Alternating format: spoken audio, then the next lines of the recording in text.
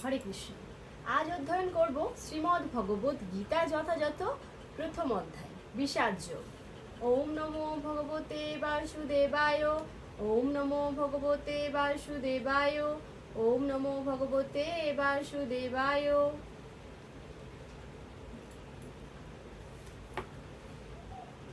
শ্লোক নম্বর 32 থেকে 35। King no রাজ্যেন Govinda king ভোগৈর্জীবিতেন বা যে সামর্থ্যে কাঙ্ক্ষিতং নো রাজ্যং ভোগা সুখানি চ ত ইমেহ অবস্থিতা যুদ্ধে প্রাণং ত্যক্তা ধনানি চ আচার্যা পিতর পুত্রাস্তথৈব চ পিতামহা মাতুলা শ্বশুরা পৌত্রা শল্যা সমন্ধিনস্তথা এত্তানো হন্তো মিচ্ছামি ঘ্নতোপি মধুসূদন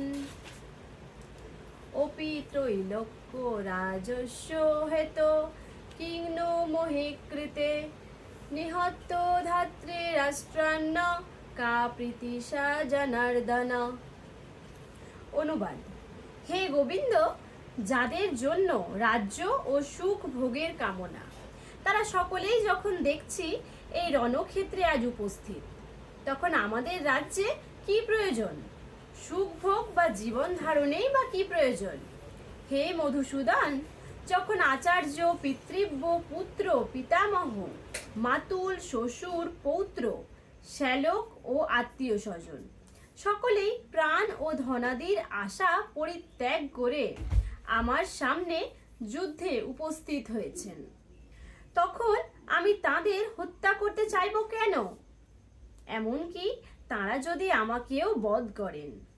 হে জনার্দন, এ জগতের কি কথা, এমনকি ত্রিভুবনের বিনিময়েও আমি যুদ্ধ করতে প্রস্তুত নই।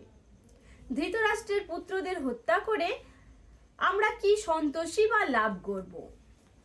তাৎপর্য: অর্জুন শ্রীকৃষ্ণকে গোবিন্দ নামে সম্বোধন করেছেন, যেহেতু শ্রীকৃষ্ণ গো অর্থাৎ গাভী ও ইন্দ্রিয়গুলিকে আনন্দ দান করেন।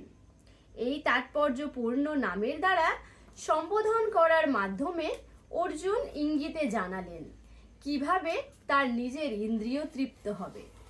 কিন্তু গোবিন্দ নিজে আমাদের ইন্দ্রিয়গুলিকে তৃপ্ত করেন না। আমরা যদি গোবিন্দের ইন্দ্রিয়গুলিকে তৃপ্ত করি, তবে আমাদের ইন্দ্রিয়গুলি স্বয়ং তৃপ্ত হয়ে যায়। জাগতিকভাবে সকলেই তাদের নিজেদের ইন্দ্রিয়গুলির তৃপ্তি সাধন করতে চায় এবং তারা চায় ভগবান তাদের এই তৃপ্তি সাধনের সরবরাহকারী হন। যার যতটা ইন্দ্রিয় তৃপ্তি প্রাপ্য, ভগবান তাকে তা দিয়ে থাকেন, কিন্তু তা বলে তার আগ্রাসী কামনা অনুসারে নয়, কিন্তু তার বিপরীত পন্থা অবলম্বন করে, অর্থাৎ নিজেদের ইন্দ্রিয় তৃপ্তির কথা না ভেবে যদি গোবিন্দের ইন্দ্রিয়ের সেবায় ব্রতী হওয়া যায়, তখন গোবিন্দের আশীর্বাদে জীবেদের সমস্ত বাসনায় চরিতার্থ হয়ে যায়। সমাজ ও পরিবারের প্রতি অর্জুনের গভীর মমতা কিছুটা তাদের প্রতি তার স্বাভাবিক করুণার প্রকাশ। তাই তিনি যুদ্ধ করতে নারাজ। প্রত্যেকেই নিজের ঐশ্বর্য তার বন্ধু বান্ধব ও আত্মীয় স্বজনকে দেখাতে চায়, কিন্তু অর্জুন আশঙ্কা করেছিলেন যে যুদ্ধে তার সমস্ত আত্মীয় স্বজন এবং বন্ধু বান্ধব নিহত হবে এবং যুদ্ধ জয়ের পরে তার ঐশ্বর্য ভোগ করবার জন্য তার সঙ্গে আর কেউ থাকবে না। এটি জড়জাগতিক জীবনের এক বিশেষ চিন্তাধারা। অপ্রাকৃত অনুভূতি সম্পন্ন জীবন অবশ্য ভিন্ন ধরনের।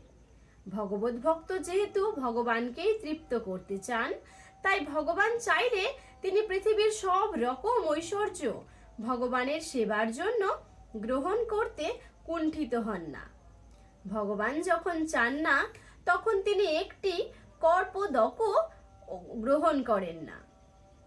অর্জুন সেই যুদ্ধে তার আত্মীয় স্বজনদের হত্যা করতে চাননি, এবং তাদের হত্যা করাটা যদি একান্তই প্রয়োজন ছিল, তবে তিনি চেয়েছিলেন শ্রীকৃষ্ণ স্বয়ং তাদের বিনাশ করুন।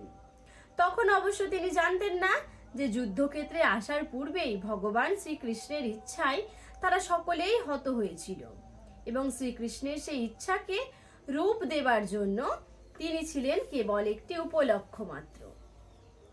পরবর্তী অধ্যায়গুলিতে এই বিষয়টি উন্মোচিত হয়েছে। ভগবানের শুদ্ধ ভক্ত রূপে অর্জুনের কোনো ইচ্ছাই ছিল না তার দুর্বৃত্ত জ্ঞাতিভ্রাতাদের উপর প্রতিশোধ নেবার, কিন্তু এটি ভগবানেরই পরিকল্পনা ছিল যে তারা সকলে বিনাশপ্রাপ্ত হোক। ভগবানের ভক্ত কখনোই অন্যায় আচরণকারী কারো প্রতি প্রতিহিংসাপরায়ণ হন না, কিন্তু ভগবানের ভক্তকে যে আঘাত দেয় ভগবান কখনোই সেই দুর্বৃত্তদের অপরাধ সহ্য করেন না। ভগবানের শ্রীচরণে কোনো অপরাধ করলে ভগবান তা ক্ষমা করতে পারেন, কিন্তু তার ভক্তের প্রতি অন্যায় আচরণকারী কাউকেই ভগবান ক্ষমা করেন না। তাই অর্জুন যদিও তাদের ক্ষমা করতে চেয়েছিলেন, কিন্তু ভগবান সেই দুর্বৃত্তদের বিনাশ করতে দৃঢ় সংকল্প ছিলেন। হরে কৃষ্ণ। আজ এই পর্যন্তই। পরবর্তী শ্লোকটি চোখ রাখুন কৃষ্ণপ্রিয়া ফেসবুক পেজে ও ইউটিউব পেজে।